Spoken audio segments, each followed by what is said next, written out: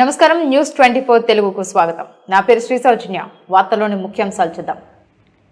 భద్రాద్రి కొత్తగూడెం జిల్లా కొత్తగూడెంలో నేడు దేశవ్యాప్తంగా సంయుక్త కిసాన్ మోర్చాతో సహా అన్ని కార్మిక కర్షక సంఘాల ఆధ్వర్యంలో జరిగే బంద్ జయప్రదం చేసి కేంద్రంలో మోదీ ప్రభుత్వం అనుసరిస్తున్న ప్రజా కార్మిక కర్షక వ్యతిరేక విధానాలను తక్షణం నిలుపుదల చేసే వరకు ఐక్య పోరాటాలను ఉధృతం చేసి కార్మికులను, రైతులను, సన్న చిన్న కారు వ్యాపారస్తులను కాపాడుకోవాలని పిలుపునిచ్చారు.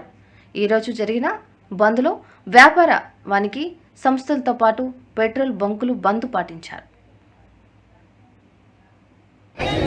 కార్మిక రైతాంగ వ్యతిరేక విధానాలు రచించాలి. కార్మిక రైతాంగ వ్యతిరేక విధానాలు మనందరం తెలుసు.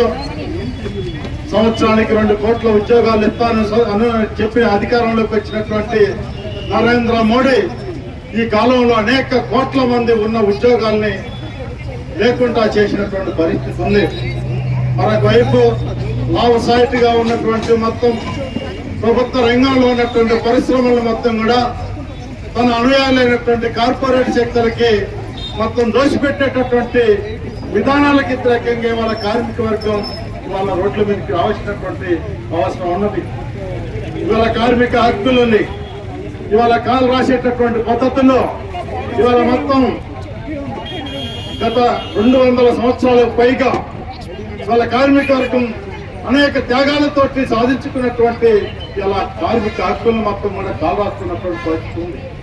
మరొక వైపున ఇవాళ దేశానికి తిండి పెట్టేటటువంటి రైతాంగం ఇవాళ రైతాంగం యొక్క వెన్నుముక్క విడిచేటటువంటి పద్ధతుల్లో పండించినటువంటి పంట గిట్టుబాటు ధర లేకుండా ఇవాళ దుర్మార్గకరమైనటువంటి పద్ధతులు వ్యవహరిస్తుంది.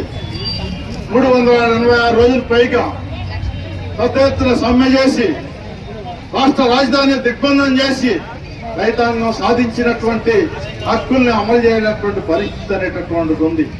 ఇవాళ ఏ గొంతెమ్మ కోరికలు కోరటలేదు. ఇవాళ మేము పండించినటువంటి పంటకి కనీసమైనటువంటి మద్దతు ధరని చట్టబద్ధత చేయమనేటటువంటిది వారు రైతాంగం కోరుకుంటున్నారు.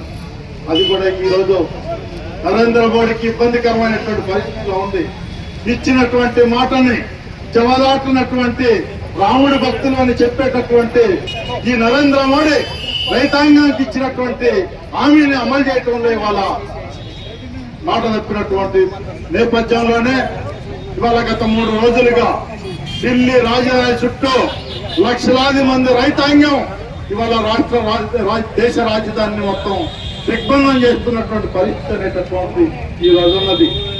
దేశానికి తిండి పెట్టే రైతాంగం పైన ఇవాళ టీఆర్ గ్యాస్ను ఉపయోగించి ఇవాళ చిత్రహింసలు చేస్తున్నటువంటి ఓ దుర్మార్గమైనటువంటి నరేంద్ర మోడీ ప్రభుత్వ విధానాలకు వ్యతిరేకంగా ఇవాళ రైతాంగం ఉద్యమించాల్సినటువంటి అవసరం ఉన్నది.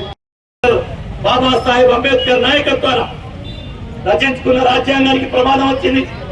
రాజ్యాంగ మౌలిక సూత్రాలని తుంగలో ఇవాళ చెప్తా ఉన్నారు. ప్రజాస్వామ్యపు భావజాలాన్ని తుంగలోకి చెప్తా ఉన్నారు. మాట్లాడేవాళ్ళని, పోరాడేవాళ్ళని, మానవ హక్కుల కార్యకర్తల్ని జైల్లో బలవంతంగా నెట్టివేస్తా ఉన్నారు. అందుకే ప్రజాస్వామ్యాన్ని కాపాడుదామని పిలుపునిస్తా ఉన్నాం. రాజ్యాంగాన్ని కాపాడుకుందామంటా ఉన్నాం. మూడవది, భారతదేశం భిన్నత్వంలో ఏకత్వం ఉన్నటువంటి దేశం. మతం ఏదైనా, కులం ఏదైనా, ప్రాంతం ఏదైనా, జాతి ఏదైనా, మనందరం భారతీయులందరూ ఒకటే, మానవులంతా ఒకటే, ప్రపంచ కార్మికులారా ఏకం కండ నినాదం నుంచి భారతీయులందరూ ఒకటైనటువంటి అభిప్రాయంతో మనం బతుకుతాం.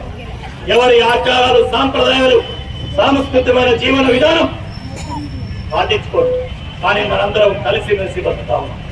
ఒకరి పండుగలు మరొకరు చేసుకుంటా ఉన్నాం. ఒకరి కష్టసుఖాలు మరొకరు ఉంటా ఉన్నాం. మతం పేరుతో, కులం పేరుతో ప్రజల్ని విచ్ఛిన్నం వైపు తీసుకెళ్తూ ఈ దేశాన్ని పాసిజం వైపుకి నరేంద్ర మోడీ ప్రభుత్వం తీసుకెళ్తాం. అందుకనే ఇవాళ సమ్మె కార్మికుల యొక్క హక్కుల్ని కాపాడుకోవడం.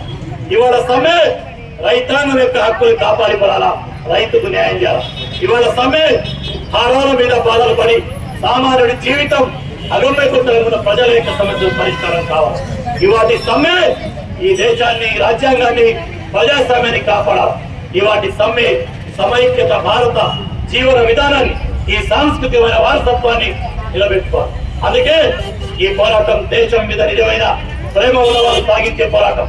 దేశభక్తి అంటే దేశం కోసం అవసరం ప్రాణాలు ఇవ్వటం, దేశాన్ని ఐక్యతగా నిలబడటం, కాపాడటం. ఇవాళ మేము అడుగుతా ఉన్నాం, దేశభక్తులు నరేంద్ర మోడీ వైపు ఉన్న బీజేపీయా ఇవాళ మనమా? ఈ దేశ స్వతంత్ర పోరాటంలో మీరు లేరు, తెలంగాణ విముక్తి ఉద్యమంలో మీరు లేరు. బ్రిటిష్ వాళ్ళకి తొత్తులుగా మారిపోయారు. ఇవాళ దేశం మీద ప్రేమ ఉంటే ఈ దేశ సహజ వనరులైనటువంటి స్టీలు, ఆయిల్, ఇసుక, మట్టి అన్ని తీసుకుపోయి భారతీయ కంపెనీలను పెట్టుబడిదారులకు అప్పచెప్తా ఉన్నాం. దేశ సంపదను అమ్ముకునే మీకు దేశభక్తి ఎక్కడుందని అడుగుతా ఉన్నాం. దేశ